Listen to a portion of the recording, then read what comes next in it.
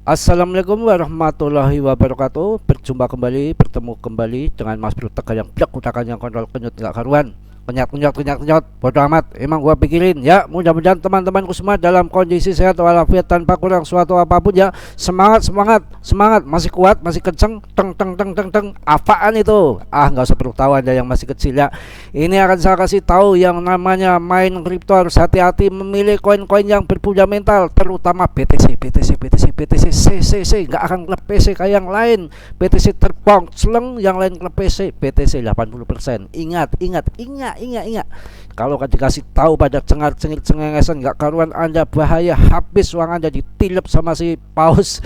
Kasih tahu jangan ngeyel ya. Ini dedengkot kripto dari tahun 2013 walaupun masih kere karena kebanyakan beli meme coin ya, beli BTC. Makanya ini Mas Bro mengajarkan Anda pin jadi kaya, pin jadi cuan kaya bareng dengan Mas Bro, cuan bareng sama Mas Bro main di BTC. Oke, yang namanya koin micin kecil aja cerit ya, paling banyak 5% dari porto kita, syukur-syukur 1%, gak usah banyak-banyak uang itu, tempo-tempo mengkibul ya. Oke, selanjutnya jadi Bitcoin merangkak naik dikit-dikit. Apa yang saya bilang ya, kalau nanti akan beli meme coin, saya sarankan untuk yang pertama untuk PP ya, yang lebih besar lagi. Baby Doge boleh nanti di TP di akhir tahun, biasanya itu ada pembakaran besar-besaran kalau akhir tahun itu ya. Kemudian Floki, itu aja sudah. Alasannya masuk Binance itu Floki. Apalagi PP, ini PP masih ada di trending terus, ini topiknya terus, topik bukan topik orang ya, topik trending, topik ngetop. Ini kalau nggak pakai bahasa yang kecil yang ringan rendahan, ada pada tanya-tanya selalu. Kalau saya pakai bahasa yang agak kosakata tinggi nanti dikira sombong. Kalau giliran pakai yang tata bahasa yang murahan dibilang kampungan. Ya emang orang ya bekajulan gak karuan, pikirannya gelisat kemana-mana kayak market naik turun. Ini saya kasih tahu ya, yang mana PP juga boleh masuk ya. Gambling loh, saya di sini nggak menyarankan RP1 Binance ya, dari anjlok, apalagi berangkas dari mana, dari Mardia, dari Hongkong ya. Nggak usah berpikir yang begituan, kita invest saja. Yang mana yang kripto itu dikatakan 4 tahun sekali ya. Itu ada bull market, ada bearish, ada winter, ada waktunya akumulasi, waktunya tren turun, tren naik ya. Kalau waktunya tren naik ya kita masukkan saja ya. Kacau ini tuh, kemana-mana nggak karuan itu di situ ya. Nanti akan saya kasih tahu berita-berita yang mantap-mantap, yang mana BTC yang akan luar biasa nanti. Nah, kalau saya memilihkan SRP daripada Cardano, daripada Matic, ini yang dalam arti uang yang di bawah 10.000 itu maksudnya apa? Ini koin punya fundamental yang bagus, developernya jelas ya, projectnya nyata, nggak abal-abal, nggak omong kosong. Yang mana ini termasuk di tingkat kripto, market capnya gede ya. Mau bilang apa lagi ya? Kalau Anda uangnya agak gede lagi ya saya masukkan, suruh ke koin ya. Ada lagi itu BCH Cash, itu kan mantap ya. Kalau Anda yang agak receh lagi yang ratusan ribu ya silahkan Anda masuk, ini banyak sekali yang di bawah ini ya.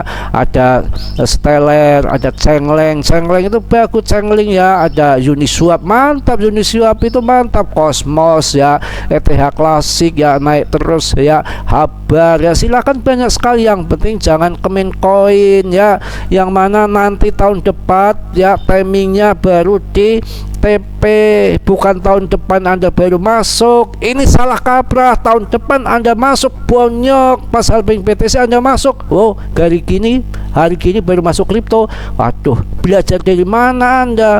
Kondisi turun begini pada kabur, itu yang salah. Kondisi seperti ini penurunan, saatnya kita serang.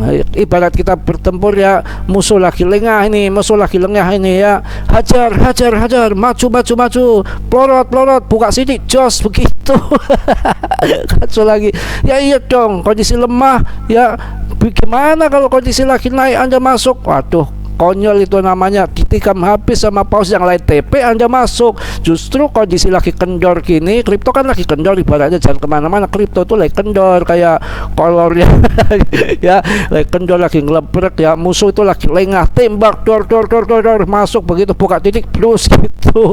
Yang jangan ketika naik Anda masuk ini belajar dari mana ya, yang mana nanti akan diadopsi di seluruh dunia mengenai kripto, yang mana tukang ngarit, tukang becak, tukang kuli semua nggak ngerti, nanti akan ngerti semua. Yang mana nanti aja yang namanya di Expasador aja sekarang mau dibikin kurikulum tentang kripto, nanti akan menyusul yang lain, kalau nggak ketinggalan dong. Kita nggak tahu yang namanya teknologi ya, itu harus seperti itu langsung ya.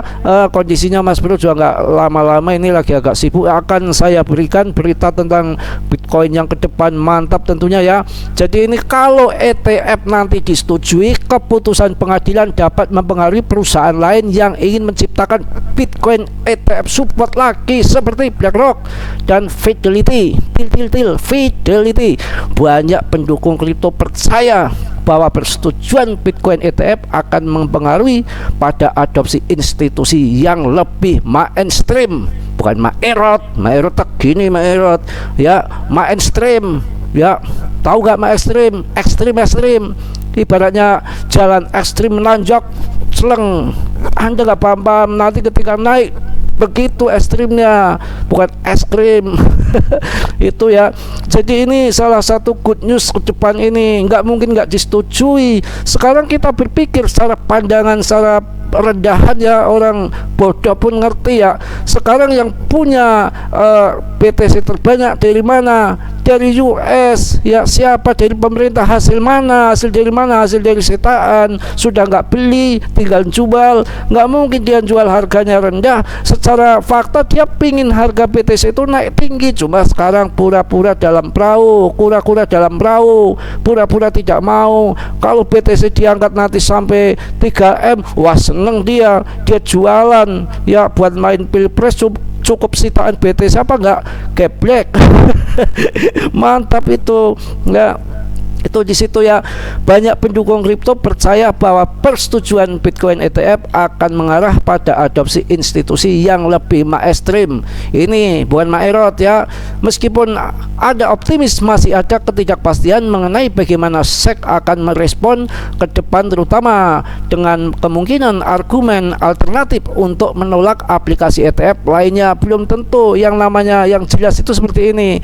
Ini kan tali ulur yang mana kemarin itu kan yang namanya dipending pokoknya dipending atau setengah ditolak, yang mengenai Grayscale mengajukan yang merubah dari ETF-nya untuk dijadikan ETF support yang dulu Vectoris ya, Toris. Jadi itu kan kondisinya, kalau itu kan sebetulnya nggak ada perbedaan. Kalau Vectoris itu kalau support ya ini yang akan mantap. Kalau Vectoris itu kan futuris ya, itu kan memang sudah lama di US itu, memang udah lama itu ada. Ini maunya itu untuk support ya, yang mana sekarang saja dari pihak pengadilan itu menegur sama SEC. Jangan sampai menegur sama SEC secara singkatnya seperti ini, untuk meninjau kembali penolakan daripada SEC terhadap Grayscale, ditinjau kembali. Kalau bisa sekarang aja disetujui seperti itu bro ya ngerti Anda enggak? Nah ini kalau nanti yang akan menaikkan daripada BTC itu kan yang jelas kan para institusi, uangnya banyak, yang mereka uang dari negara Hongkong ataupun negara mana. Jadi mantap, yang mana ini saya jelaskan sebuah direktif dari pengadilan banding federal memerlukan SEC untuk meninjau kembali penolakan ya. Penolakannya itu suruh ninjau kembali, yang mana Grayscale itu ditolak ibaratnya ya, untuk ETF supportnya ini ditolak, tapi dari pihak pengadilan itu meminta ditinjau kembali. Kalau bisa setujuin saja lah udah, itu cara gampangnya ya. Keputusan pengadilan menekankan bahwa produk yang diusulkan oleh Grayscale tidak memiliki perbedaan material dari produk exchange trade berbasis Bitcoin futuris yang sudah ada di pasar US. Itu di situ, makanya kita belajar yang cerdas, yang mana dinamika ini istilah kita harus tahu ngerti ya, perjalanan gimana yang juga kita harus pelajari geopolitik global, yang mana nanti tahun 2024 US di bulan 11 tepatnya akan ada pilpres. Di saat ini kemungkinan kripto kondisi akan terbang yang gila-gilaan ke depan. Sudah saya bilang berkali-kali bahwa US itu memiliki Bitcoin dompet ketiga terbesar di dunia, padahal dia nggak membeli hasil sitaan. Dia yang paling kaya nanti ya. Siapa yang nggak butuh uang?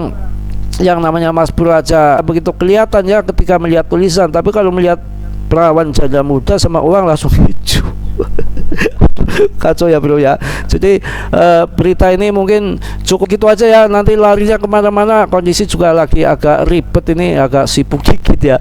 Cari nguli-nguli dulu untuk beli koin PP. Sekarang masih jadi trending topik lagi. Saya agak cenderung ke PP untuk gambling loh. Saya nggak mengajak Anda FOMO, yang dalam arti market capnya masih gede. Nggak mungkin akan di TP habiskan semua. Yang mana pause dan di situ banyak well juga, terutama yang market gede dan nggak banyak keluar-keluar masuk Binance. Kok sekarang masuk Binance, nanti kapan kemana lagi? Kalau sekarang masuk Binance nanti akan harga terbang lagi. Jangan ada juga yang mengatakan seperti itu. Kalau sudah berada di Binance, nanti ketika bull market nggak usah pakai keluar-keluar lagi, udah langsung masuk aja membeli seperti itu. Lain kalau belum ada di Binance. Jangan salah, ketika masuk di Binance itu nggak langsung ngaceng setinggi langit. Masuk dulu saja di Binance itu udah luar biasa. Nanti ketika bull market sudah tinggal terbangnya. Kayak Shiba dulu waktu masuk Binance kan terbang, habis itu turun lagi ya, sampai 2 kali ya turun ya, habis itu meningkat dari dulu pernah Rp1 di Binance terus jatuh ya, terus tahun 2021 naik lagi malah Rp1,3. Itu karena sudah ada di Binance seperti itu. Jangan ya Mas Bro yang saya rasa cukup ya. Mohon maaf yang sebesar-besarnya ya Mas Bro, banyak salah banyak dosa, itu pasti. Yang sempurna itu hanya milik Allah Subhanahu wa Ta'ala. Positifnya Anda ambil, yang buruknya Anda tendang ya. Mudah-mudahan teman-teman pada semangat, pada sabar menunggu bull market. Kondisi turun jangan asal CL ataupun cut loss. Anda salah ya dalam bermain kripto kalau seperti ini. Kalau lagi penurunan waktunya tembakan maut, akumulasi gitu ya.